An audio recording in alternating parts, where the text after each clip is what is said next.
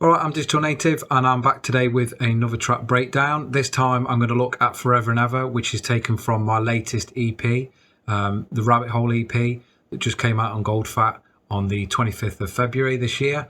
It's a 4-track EP. If you want to have a listen to that, I'll put the link in the description below. That's available everywhere to stream, download. So yeah, I wanted to pick this track to have a look at today because it's slightly different from some stuff I've done before, a slightly different vibe, as is most of the stuff on that EP, to be fair. And I just wanted to get into have a look at that and show you some of the things that I did that went into making the track. If you do enjoy the stuff that I'm doing and you find it useful, please do let me know in the comments. If you've got any questions, then please stick a comment below, and please hit the like and subscribe button if you want to see more content in the future. So let's get into it. Okay, so here we are in the project. As you can see, I've got things color coded and quite organized. I do that quite a lot. Cubase is quite good at, it gives you quite a lot of options for color coding, and you can do all sorts of fancy stuff, but I don't go too mad with it. And what's good is it also links up with the mixer as well. So any colors that are on your tracks transfer over to the mixer, and you can grade them and stuff as well, so that you sort of bit of differentiation between like the different bits. This particular track is fairly simple. I wanted to keep it simple. The original idea, I was listening to like quite a bit of old jungle and just getting into lots of breaky stuff at the time, and trying to use samplers a little bit more for the drums, and I wanted to try and make something that was sort of staying quite true to kind of old jungle and not go over the top with processing and over the top with sort of layers and different bits like that, and just like I say, just keep it dead simple. So I started it based around an Amen, and that was just from, if I just find that, just from an original, just basic Amen sample. If I just scroll down, which was this one.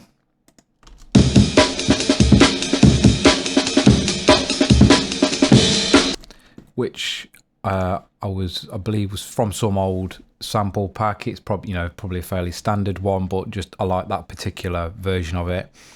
What I did with that is I do use Cubase sampler track quite a bit, and I've used that, and I'll have a look at that in a bit briefly, but I ended up doing this one in Contact. Basically got it set up in here. I won't go into too much detail about how you set it up, but got all of it set up in here with the different slices so they're mapped across the keyboard. One of the things I did do is keep some of the shuffles together, just to try and retain again some of that character of the break and keep it quite sort of authentic. And again, that idea of just not processing too much. I think there's a bit of compression, filtering out some of the low end, and a little bit of EQ going on. And that's pretty much about it really. So then I fed that in there, and that meant that I could chop it up.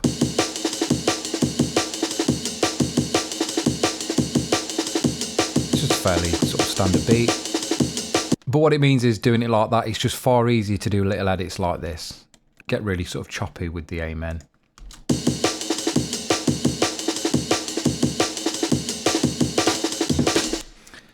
Like that. What I also did is put a parallel layer which I squashed,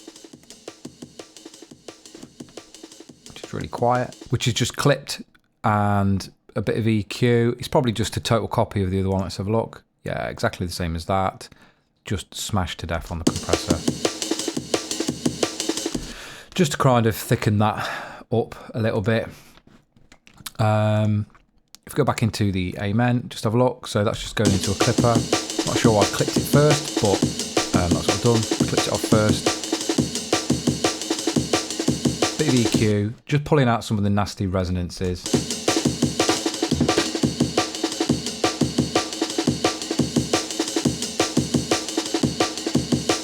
Actually makes quite a significant difference. I've pulled up the tops quite a bit, but if I just listen to that and just take out the resonances,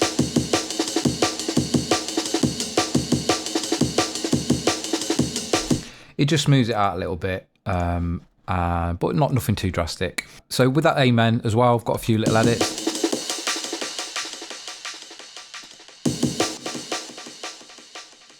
All I did there was bounce that Amen So I've now got a copy of the Amen break, which I've used in a few other tunes since as well, actually. So I've got that to use, just using the render in place.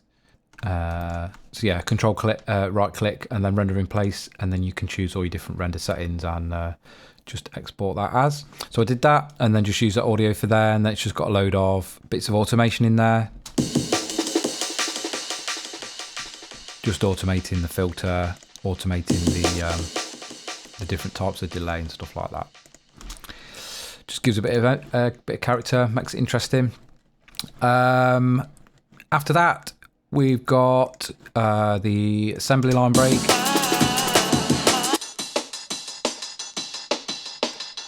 And that is coming off. Where's that coming off? That's coming off Groove Agent. I think what I did with that originally, what I would have originally done is open it in Cubase's sampler track. So if I just go, I'll have a look at that in a bit, but I would have opened it in there. And one of the cool features of that is that you can send stuff off to Groove Agent. So once you've opened it up in there and got your slices real quick, because it's a little bit easier to do it in there, you can then send it off to Groove Agent and it'll stick it across all the pads. And you've got a lot more control over individual slices, pitches, individual kind of filtering and stuff like that. So that's what I did in there anyway. In terms of processing, multi-band envelope shaper,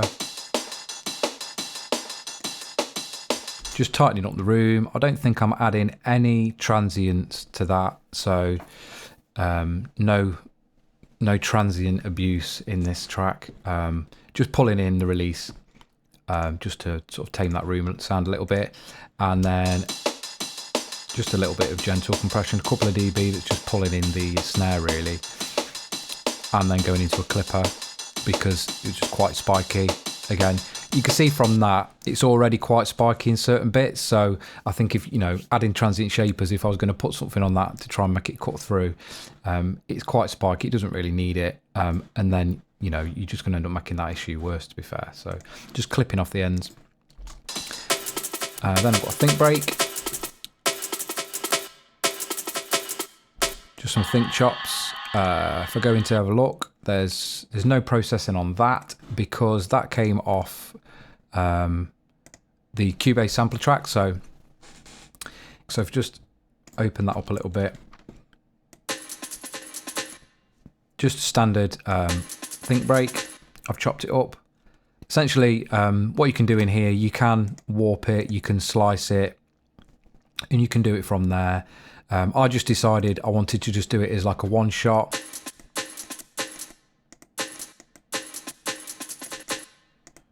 Again, just to keep it sounding nice and authentic, nothing over processed, and just do it like that, and then just real simple kind of just triggering that single sample. Like that, clipping, literally just taking the ends off, quite a bit of EQ on there, to assist to that, see what that's doing.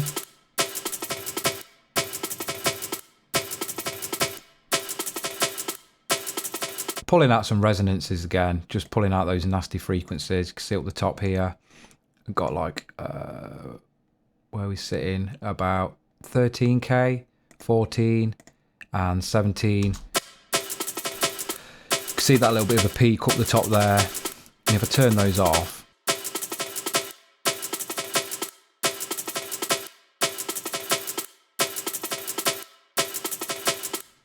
just taking away some of that harshness up the top really. But yeah, again, nothing too drastic in there, just a little bit of cleaning up, and then obviously I bounced that again using the render in place, and then I could then edit that, and it's basically doing exactly the same thing. But what it means is I could just do some little chops and just clean up the ends and just get it sound a little bit smoother. So that's the think break. And we've got some rides. Nothing too crazy going on in there.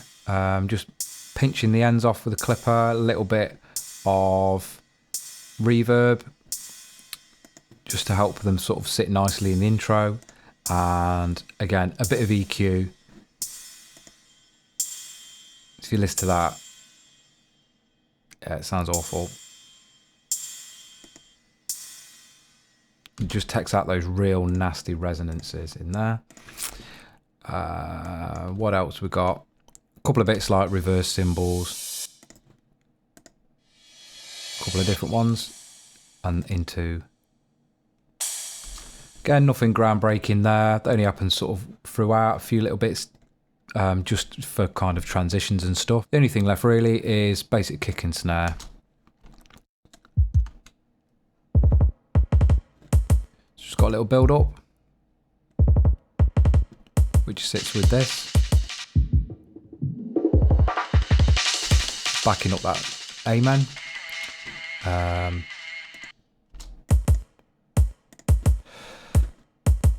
No processing going on there at all, other than just a little bump there. Snare is from the Lensman pack, which is a bit of a rim shock type snare.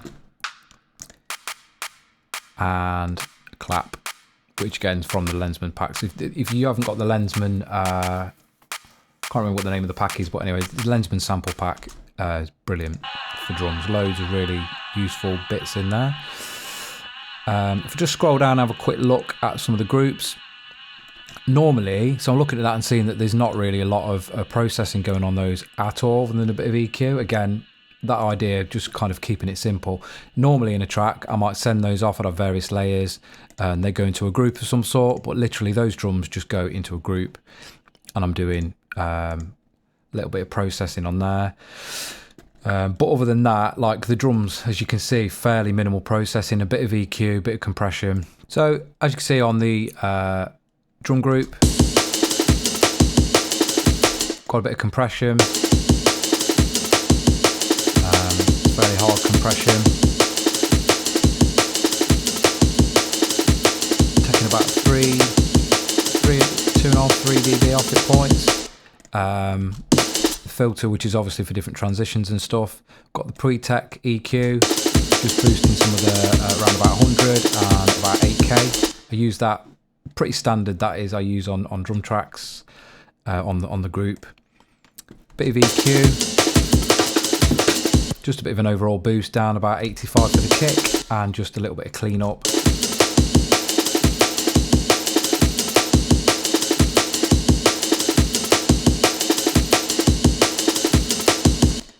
Bit of clean up at the tops. If I invert that,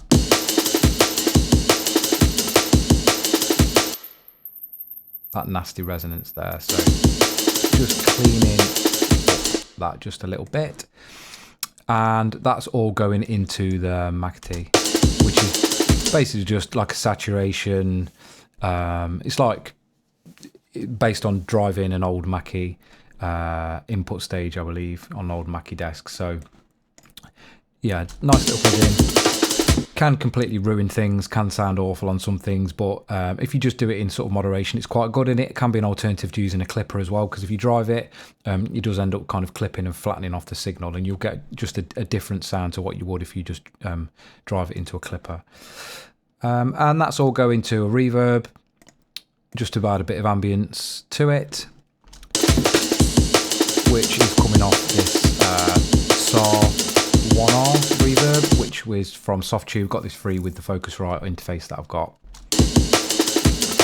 Full wet, obviously, and then just blend that signal in on the send. And that's the drums. Next up, we've got the musical parts. So I think once I got an Amen going, well, the first things I did was I just got this padding, I think. It was just a sample off an old sample CD, and that's just running off Cubase's sampler track, just set to loop. Then I've just found a section just by sort of dragging the start and end points of the sample, and then you set your loop points around that. Bit of Valhalla Supermassive just to give a bit of sort of ambience and a bit of texture to it. And it's going into this filter as well, which let's have a look what that's doing. So insert 4, So that's just providing a cut off really. And then as we get later in the track,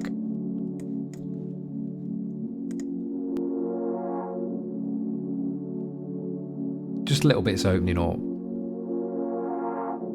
Just like that. I really like this filter. It's just got I do think it's got a bit of an analog vibe to it really. It's just kind of, it's just a nice plug. It's got lots of things you can do with it. You can use it on a simple level like I'm just for a bit of cut off and stuff, but you've got lots of other bits on it, and you've got like a step sequencer so you can program some cool little filter movements on it and stuff. So that's where it started with. So it would have been pretty much this.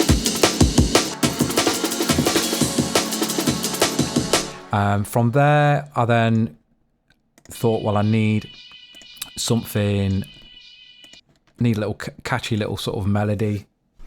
So it started off on a preset, which I think was something like this. And as you can see, I just added some time on the glide and then just changed it from one of the oscillators from a square wave to a triangle wave.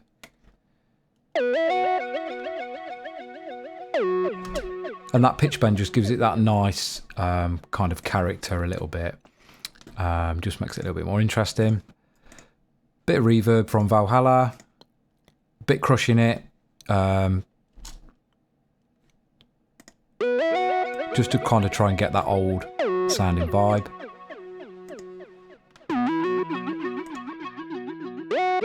See, it takes the tops off a little bit.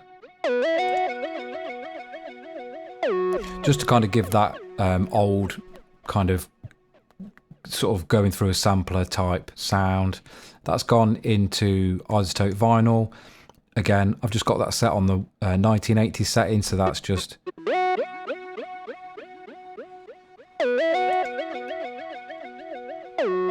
Again, very subtle, it's just kind of oldening it up a bit. Bit of EQ. Just to roll off, and some resonances. As you can see, I used Cubase stock one quite a bit for this as well, but also FabFilter Pro Q3, because it's got the dynamic EQ section on it. You can kind of just get it to adjust according to what the sound is going in terms of how much EQ it applies to it. So you're not always just taking it out all the time, it's taking it out when it maybe needs to take it out. And then just a bit of compression.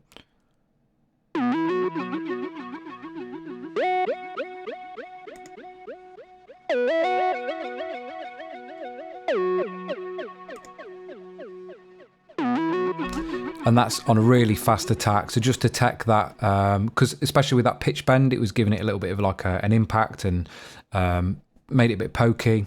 So this is just teching that off because it doesn't need it. It's just something to nicely blend in with that pad.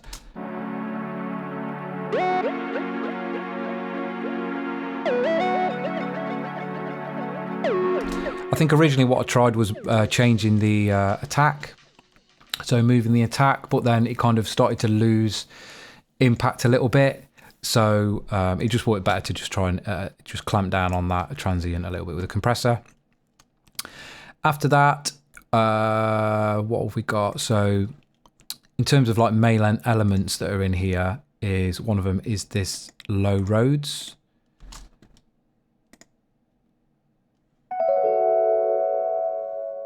Which is coming off the addictive keys. So I think it's like probably just again put like a preset in there that I've just played around with a little bit. If I just unmute those there. So I just wrote a few little parts that fitted nicely with it. So it kind of starts off fairly straightforward in terms of the track, and then later on and you get this nice little Rhodes runs coming in and some other chords and stuff, and it just takes off in a slightly different direction. Just have a listen to those.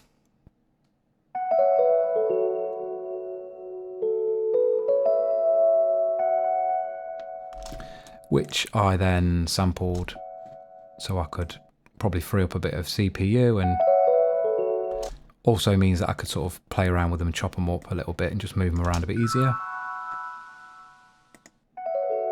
So I think they're just pitched.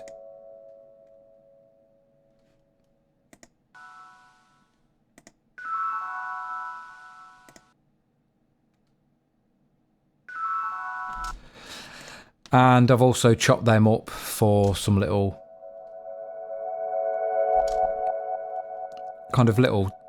transition parts, and there's just like this, just a little delay on there. Don't think I've ever really used this much before, but I just thought I'd try a slightly different delay, get a slightly different vibe.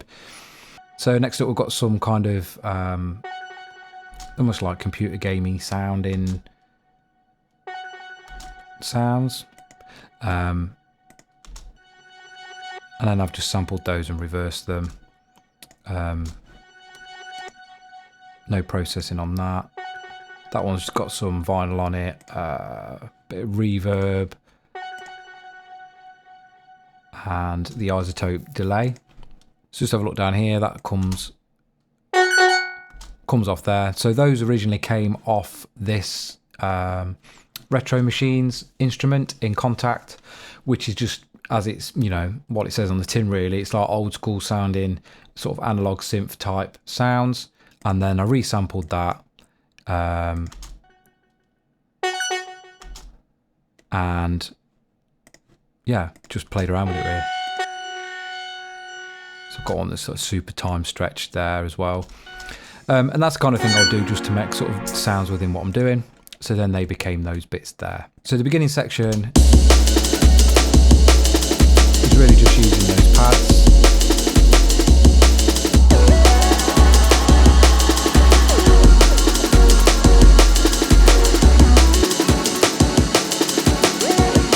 And then when it gets up to this section here, this is when we get the sort of slight change of direction.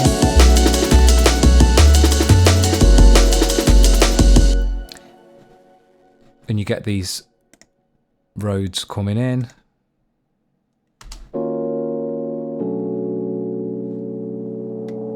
And this arc. The road samples are just coming off the sampler track, just straight off there. Minimal processing, a little bit of EQ. That one looks got its side chained off. So that's just side chained off the Rhodes run. So I'd side chain that off one of the other instruments. So I found when these were playing, I wanted to make sure that the Rhodes run was cutting through. So I just did a little side chain on there.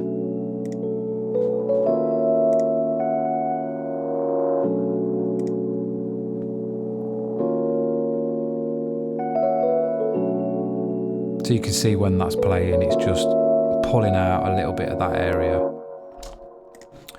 Obviously you could do that with automation, but it's just a little bit easier with something like a dynamic EQ. And we've got this little ARP that comes in, which again, a bit crushed down to 8 bits, just to give it that kind of old school vibe. That is coming off. Let's have a look. Can't remember actually where that's off. That's coming off Massive X. I don't use this hell of a lot really. I really should get into using it, but I was digging around trying to find a nice sounding ARP, and this is where I found one. So I think that's everything from them. Oh, maybe these. So we've got some stabs as well that I almost forgot about. Again, a very sort of old school sounding vibe, bit of saturation, a little bit of EQ. Looks like a little bit of mid-side EQ, really gentle, just bringing up what we got. Pulling it, boosting a little bit in the mids, around about sort of 2K. That's probably just to try and help with the stereo image a little bit, just to try and make sure it was kind of cutting through in the center. Going into this DAW cassette, which is just like a tape emulation plugin. I've got this one, I've got a couple actually. I just ended up using this one just again to give it a little bit more kind of old school vibe. And Ozone Imager, which is just pulling in the stereo image on that just a little bit.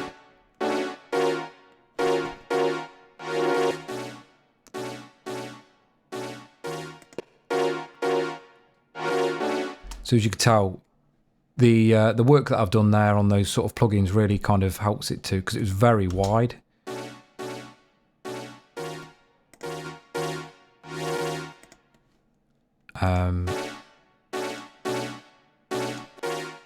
So that just centers it a little bit with that mid-side EQ.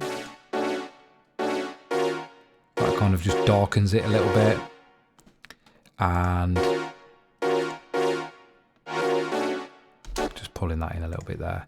So yeah, again, pretty simple, minimal processing, just nothing that's doing anything crazy to anything. It's just kind of controlling bits here and there, and just really mix related stuff, to be honest, rather than sort of sound design. So that's your musical bits. Then the next bit I would have done would have been the bass, or would have done that at some point during there anyway, but the next part really is the bass. Just go and have a look at the processing. That is just a 808 bass sample. So let's have a listen to the bass.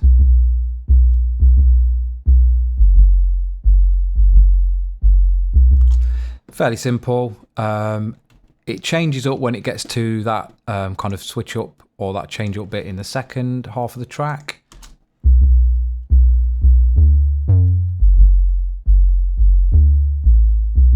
Just to take it off a little bit and just give it that extra little bit of interest. In terms of any processing, bit sidechain on the, using a dynamic EQ from the kick. A bit of saturation from Ozone Exciter. Just really bringing out those crunchy sort of harmonics in the top. And that was about it. And then there was a bit of compression coming from the DBX stereo, DBX 160, sorry, from Waves, but that has now decided to stop working at the minute, so I can't load that up. But I think that was just giving a little bit of compression. And that was it. And yeah, that's the bass really. Nothing crazy going on with that. So that was basically the track done. At that point, that's how I sent it off to Goldfat originally, and I was happy with that, and it was cool. But then Grant from Goldfat said, you know, what about trying to find a vocal for it? You know, can we find a vocal for it? And so then the kind of hunt began really to try and find a vocal that would fit. Obviously, I wanted something that would fit with the vibe of the track, very much kind of an old school, trying to be fairly authentic, old school type jungle track, and finding a vocal to fit was quite tricky because I didn't want something that was cheesy. I didn't want it just needed to be right really. I didn't want it to sound like I just dropped it in for the sake of dropping it in. So eventually I ended up finding this vocal, and it's basically got a couple of phrases from the same vocalist, and they just kind of fit quite nicely together. So in terms of any processing, I've chopped them up just to get them to fit in time really.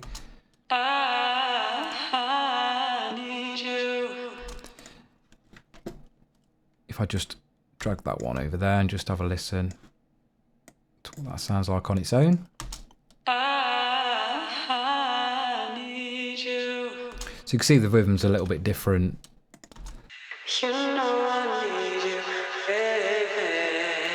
So just chopping it up to get it in time really. And those are the two main vocal parts there. If I look at any processing, quite a lot of processing going on there, because what I was trying to do was, one, get it to fit with the rest of the track, get it to sound like nice and old, but also get some sort of character in there as well, get that kind of jungle vibe in there with some delays and reverbs and stuff like that. So if you just have a look at what I've done on there.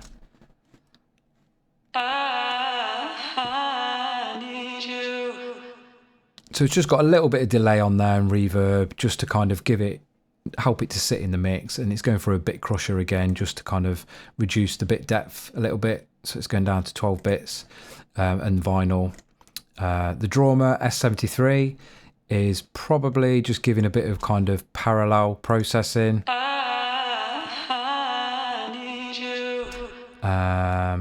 It's on the vocal enhance setting because I was having troubles getting it to cut through the mix a little bit, and then a bit of EQ, and then it will be similar for the second part. Again, pretty much the same things, but just slightly different effects on there.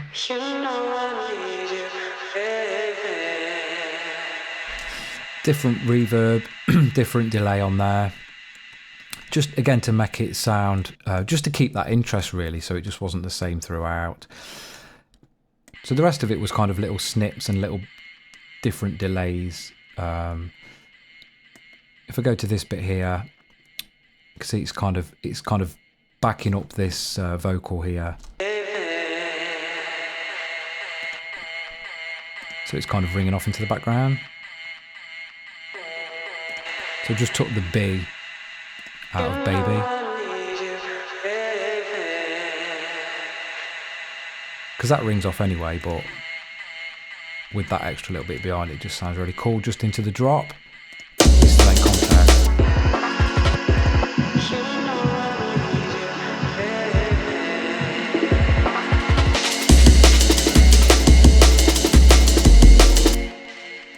And they just carry on, ring out for ages. It fills in the background. It just fills that space because there's not a lot going on in the track. It is really simple. Bass line, drums, and a pad for large parts of it. And again, just little snips.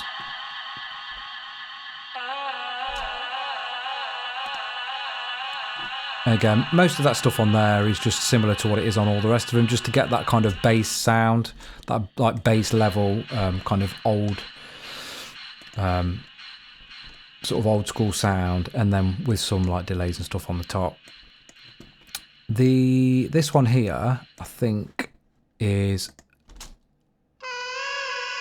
just a different vocal chop which I'm running off the sampler track, and then I've used Audio Warp just to stretch it, and I've stretched it right down. So if I just reset that to 100%,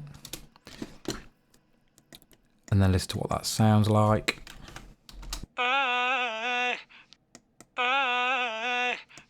And then I have just added ridiculous amounts of reverb and delay and stuff on it coming from Valhalla. And then just squashed it, pitched it. So it's basically stretched it right out, just that real cool sort of time stretched sound. And then I think I did a similar thing with another part of it later on as well, just to get that stretched two of the words. So I just took Need You and just resampled it. And just get in there. So if you just switch in Cubase, you can just really quickly switch the tool to time stretch, and then you can just drag and stretch. So I just played around with that really until I got something that sounded right. And then that was the vocal bits really. All those go into a vocal group, and if you have a look in there, they're just all being fed into the cassette, which is from Waves Factory. This is decent. I got this on sale. Can't remember how much it was. It wasn't too much. Some fairly drastic EQ going on in there. Just pulling out some nasty resonances. You can get some quite nasty resonances in vocals. So just again a bit of dynamic EQ, just pulling it out when it needs it, just to clean it up. And then some fairly heavy compression.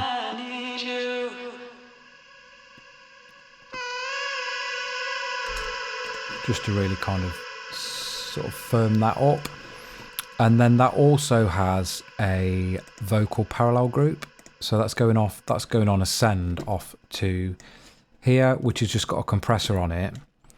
And what I wanted to do was I wanted all those delays and reverbs to kind of rush back and sort of like fill that space again, similar to what I'd done with the sort of snips and stuff that where the reverbs tail off. Just wanted to sort of bring that stuff out and just fill fill the space really.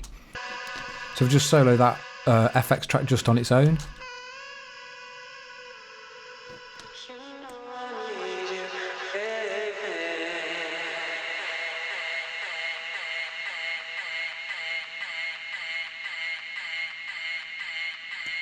So it's just squashing it when the actual vocal is playing, but then kind of like letting it come back in and just filling that space with like the reverb. So as things die out, it's coming back and filling in the space.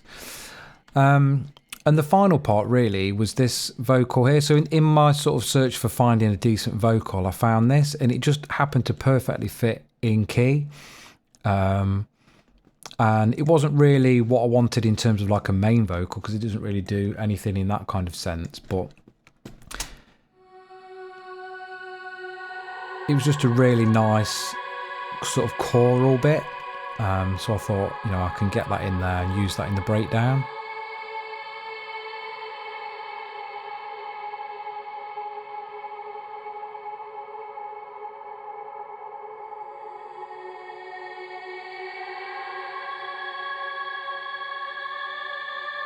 So it just got that kind of Future Sounds of London, Papua New Guinea vibe to it. I don't know, just really like that. So it just worked really well in the breakdown. And all I did with that was just a bit of compression, load of reverb, and then EQ just to kind of take off the bottoms and stuff. And the other thing I did in there, I've just opened that up and go into the audio warp, is just because it didn't quite fit with the timing. So just using some hit points in there, and just warping, turn that on. You can free warp particular points in there. So you set your points and then you can warp within that and just get it to fit in time a little bit better. So just having a static context.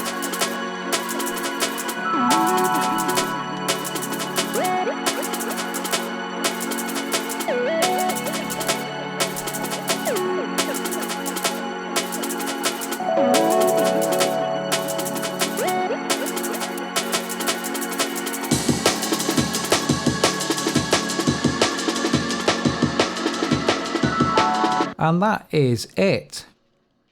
So hopefully you found that useful. If you've got any questions, stick them in the comments below. If there's anything that I didn't explain very well, ask me the question and I'll try and answer it. So yeah, that's pretty much the breakdown of my track, Forever and Ever. So hopefully you found that useful. If you do have any questions, please do stick them in the comments below.